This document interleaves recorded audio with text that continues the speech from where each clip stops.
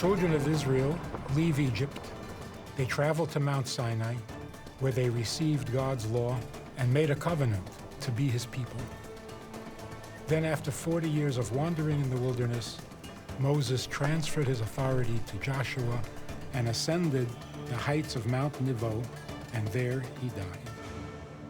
The Israelites had been waiting centuries for the promise to be fulfilled, and now it was Joshua who would lead them in their conquest of Canaan. The land of Canaan was very different from Egypt. It was a land ruled by many independent city-states with names like Hatzor, Jericho, Hebron, and Arad. The history of these cities has been divided into two major time periods: the Middle Bronze Age, matching Egypt's Middle Kingdom, when they were thriving and fortified by high walls. Then a sudden destruction and burning came upon the land, leaving those cities in ruins and bringing in a new period known as the Late Bronze Age, matching the time of Egypt's New Kingdom. Since archaeologists today see no evidence fitting the account of the Israelites capturing and destroying these major walled cities during the era of Pharaoh Ramesses, skepticism about the story has become widespread.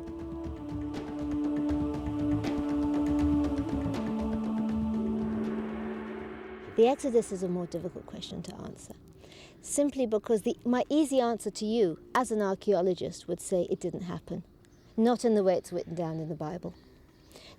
If we didn't have the Bible, we would never, as archaeologists or as Egyptologists, be able to say this happened, a mass exodus of people from one nation with a long journey of 40 years. Of course, you would have 40 years is more than a lifetime in those terms. People died, people were born, and arriving in the Promised Land. We have no evidence for it whatsoever. But us archaeologists, we say absence of evidence is not necessarily evidence of absence. But I wouldn't like to take a bet that we'll find that evidence. Let's talk about the conquest. Joshua, what do you think happened with the story of Joshua? I think that we have many sites that are destroyed. The great problem is, we now know they were not destroyed all at the same time. We live in an earthquake country. There were various fault lines. And Jericho on the Jordan Valley, it's on a major fault line. There were earthquakes there. So we have a city that's destroyed by earthquake, Jericho. Megiddo, it's also on a minor fault line. We have a city that is completely destroyed, that we once thought was destroyed by the pharaoh Shishak. We now think it might well have been destroyed by earthquake. After earthquake, you have fire, very often. These don't happen all at the same time. They happen within a relatively close period, but not in a time frame that could be allotted to one man coming in with the children of Israel and doing this incredible campaign. So that's the reason why there's no connection, is that because the time periods don't match, you can't put Joshua and Jericho's destruction at the same time. No, Joshua and Jericho don't go together. We have destructions at Megiddo, we have destructions at Hatzor, we have destructions at Tel Rehov, a smaller site. This is in the north of the country. Amazing destructions. None of them actually fit one another. They all happened within 100 years, but not overnight. Not what you'd expect in, Joshua didn't live that long if he existed. Okay. Is there a Jericho site that you can verify? Sure, there is a Jericho, and there is also all the sites, can be located, or most of them can be located. So it's not a question of locating the sites, it's a question of going to Jericho and finding evidence for a city in the Late Bronze Age, or evidence for destruction and a certain period of time compared to other places.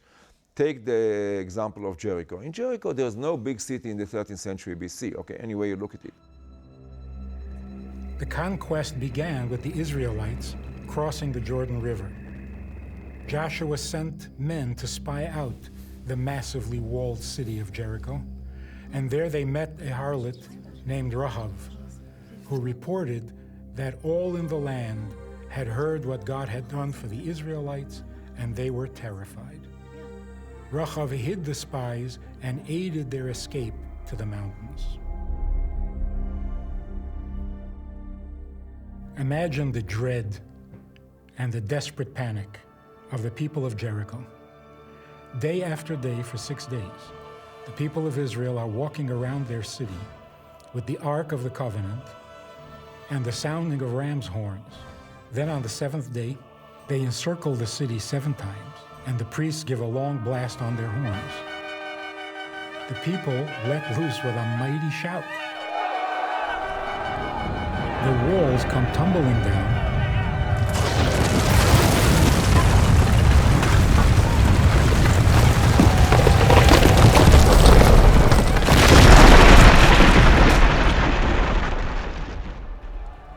allowing the Israelites to climb up into the city, taking it and commencing the conquering of the land of Israel.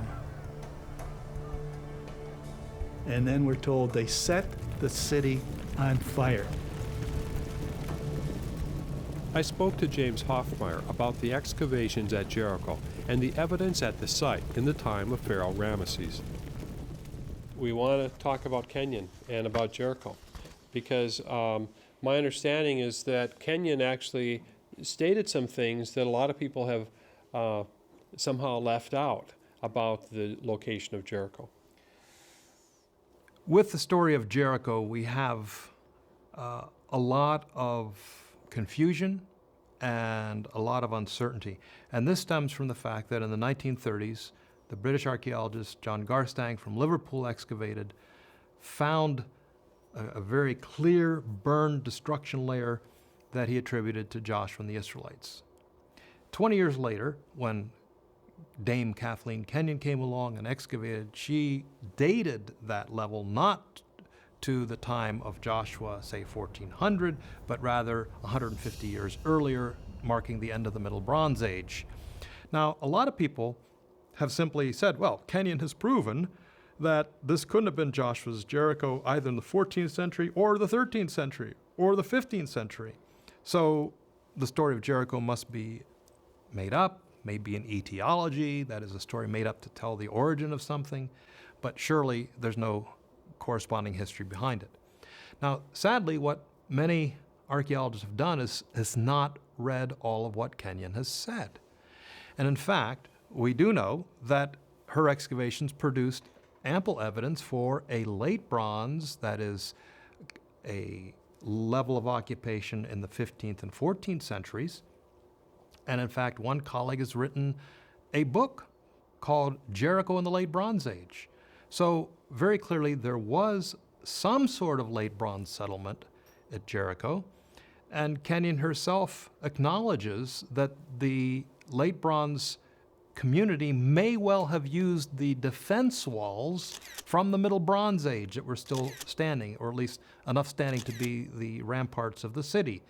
So if you really read what Kenyon has said, rather than what other people actually report she said, I think many colleagues, many scholars would be surprised to find out that what she actually said and what she is purported to have said by others are two different things.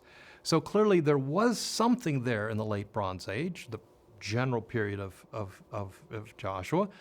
The question is how much and how large it was, and we may never know the answer to that because according to the biblical tradition, the city lay fallow for several centuries. And during that period of 300-400 years till the days of Ahab, the city was unoccupied. We're told in the Bible because Joshua put a curse on it.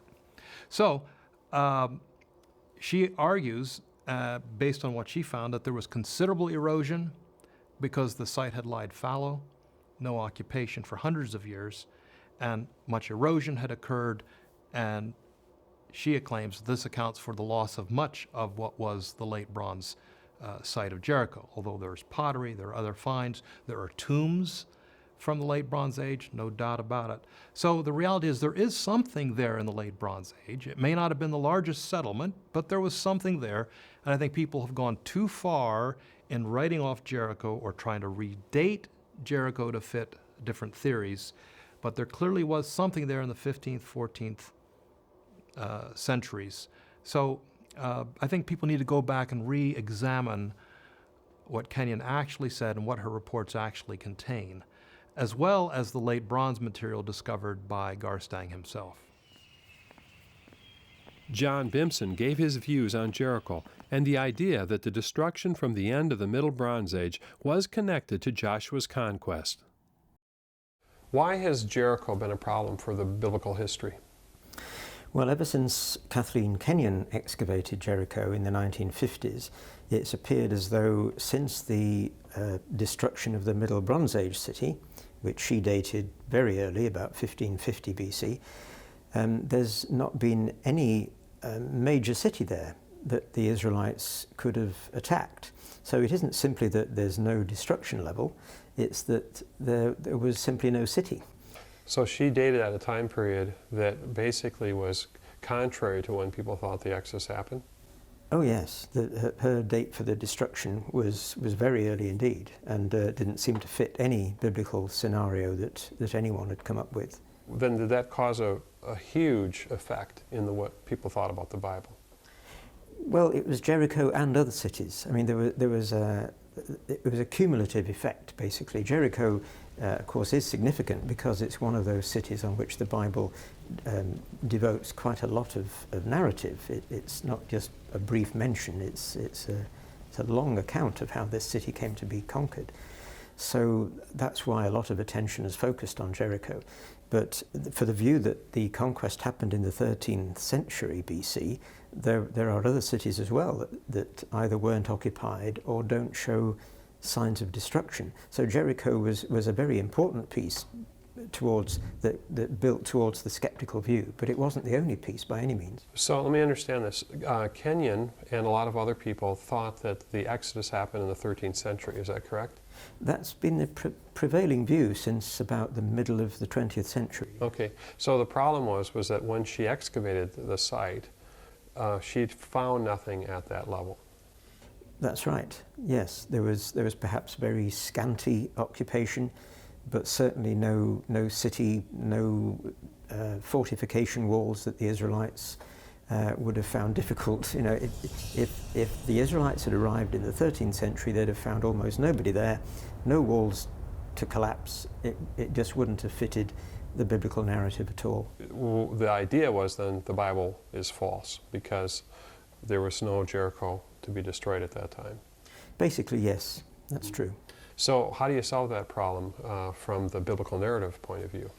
If you look earlier, if you look at the end of the Middle Bronze Age in Palestine, then we do have a major city at Jericho. It covered about 10 acres, possibly. It was very heavily fortified, probably a double fortification wall around it. Certainly big enough fortifications to have made the Israelites feel there was no way to conquer this place. Mm-hmm. And yet it was destroyed and it was burnt. So. And Kenyon found that evidence that the city was.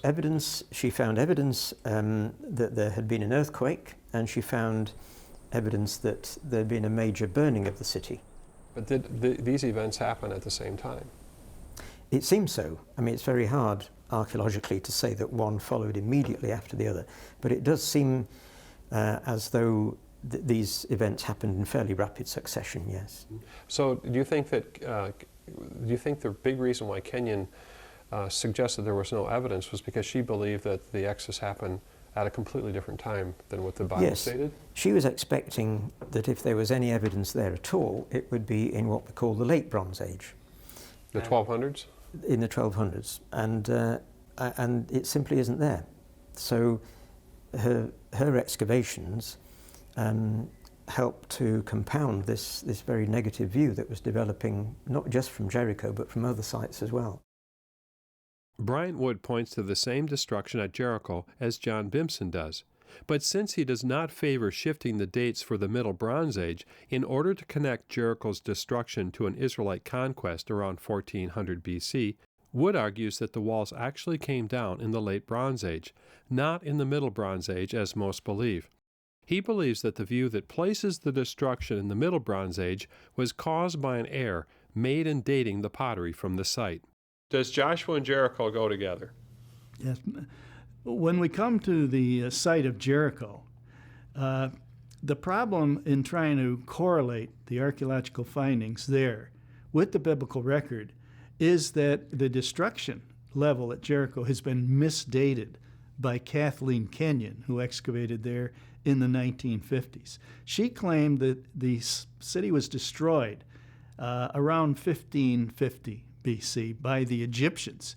Well, there's absolutely no evidence that the Egyptians were ever in the Jordan Valley at this time period. But nevertheless, that's her theory, and that's the dating she came up with. And her dating has been accepted by archaeologists and followed to this very day. Now, I've done a lot of research on Jericho. I've analyzed pottery from all of the expeditions, starting with Garstang in the 1930s, who, by the way, dated the destruction to 1400 BC and did a very fine job, in my opinion, of analyzing his pottery and coming up with that date. But that was overturned by Kenyon in the 1950s. I've studied her pottery, and there's a new expedition there run by some Italians, and they have found pottery from the time period of the destruction of the city. And all of this pottery, when you study it in detail, gives you the dating of 1400. It's late Bronze 1. There's no question about it. It's late Bronze 1 around 1400 BC. So is this your interpretation, or is it becoming more accepted? Because people are people still leaning towards Kenyon? When was Jericho destroyed? Let's talk about the evidence at the site. When did that happen? From our dating evidence that we have, we can date that destruction to the end of the late Bronze 1 period, around 1400 BC.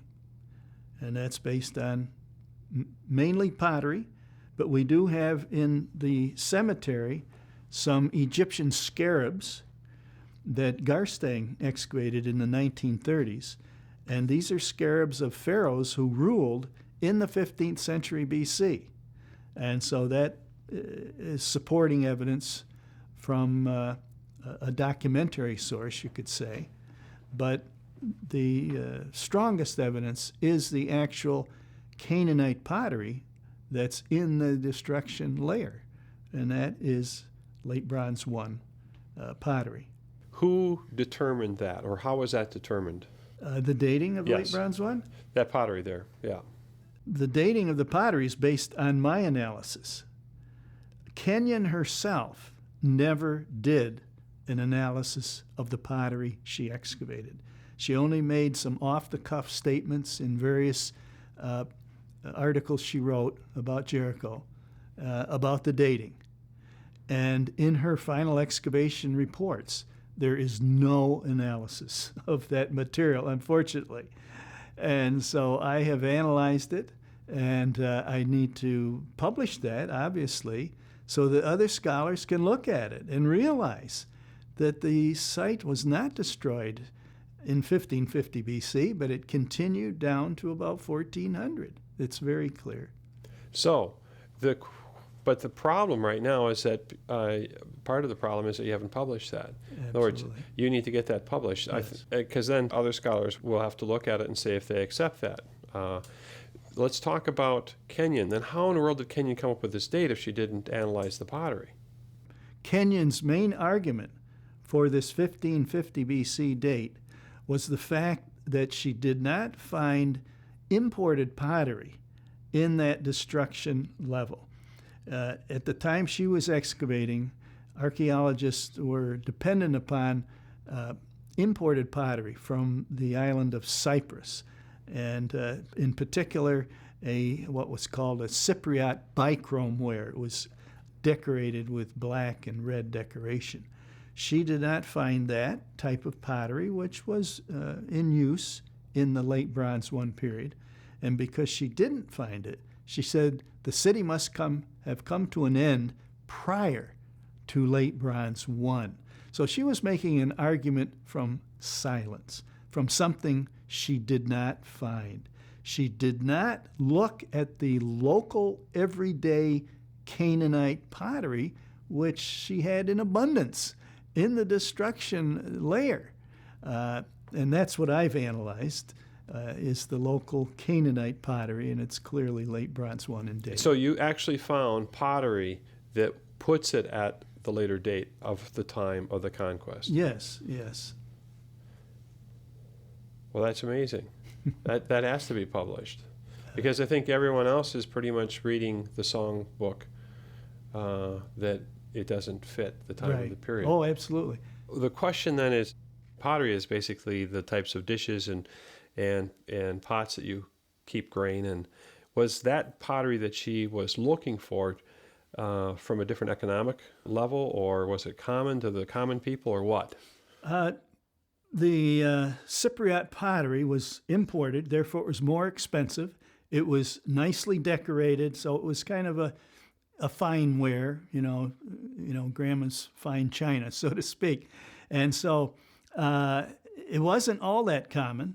It's found mainly in tombs as grave goods. You know, when someone died, they would put this in the grave with them as kind of a memorial gift or something. But it's not that common in the domestic levels. So what you're saying is that the average person wouldn't have it in the first place? Usually not. And in particular, the area that Kenyon was excavating at Jericho, and Garstang dug in the same area, was a poor part of town. Kenyon noted this in her own reports.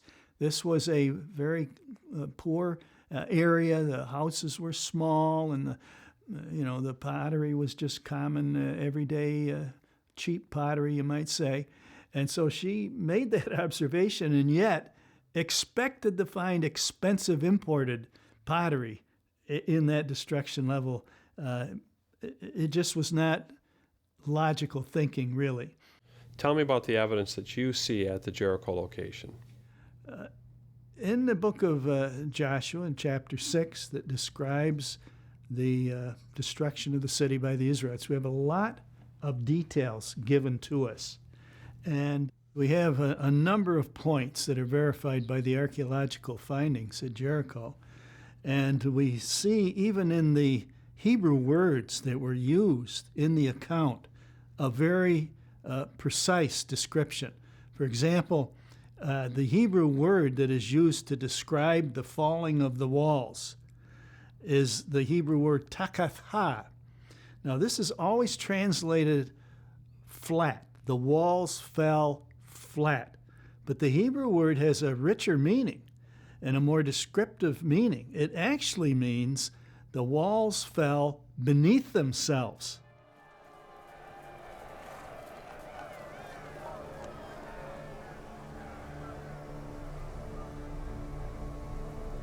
Well, when the city met its end, these mud brick walls collapsed, and they actually fell down to the base of the stone retaining wall. Kenyon describes it very clearly and in detail in her excavation report. And she says the mud bricks at the base of the retaining wall came from the city wall. And for her, it had no connection with the Bible, because she dated the destruction of the city to 150 years before Joshua. But there is dramatic evidence for the walls of Jericho falling, just as the Bible says, and that Hebrew word describes it perfectly. They fell beneath themselves because they had to fall and then slide down that rampart and were deposited at the base of that stone retaining wall. So even in the Hebrew words that are used, we see evidence that this is not some account that was written hundreds of years later by somebody in the exile period or some later time period. This was written down by somebody who actually saw it, and were describing what they saw.